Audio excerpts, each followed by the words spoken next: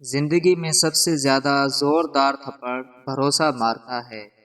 زندگی میں اس سے زیادہ دشوار کوئی اور بات ہے ہی نہیں کہ اپنی ذات سے کہا جائے تم شکست کھا چکے ہو۔ محبت سب سے بانٹنی چاہیے مگر خود کو بے بس کسی ایک سے بانٹنا چاہیے۔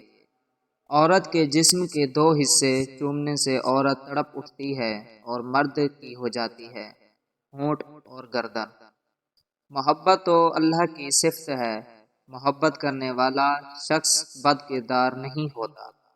تہجد کی دعاؤں میں جس کا ذکر ہو وہ محبت پاک ہوتی ہے۔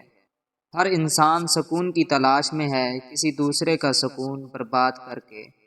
وہ بستی ہے حالانکہ ان کے دل میں ارمانوں کا جنازہ پڑا ہوتا ہے۔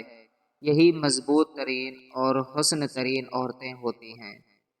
بندے اور اللہ کی محبت میں فرق یہ ہے کہ بندے کی محبت ہمیشہ انسان کی بڑی کمزوری بن جاتی ہے اور اللہ کی محبت انسان کی سب سے بڑی طاقت بن جاتی ہے۔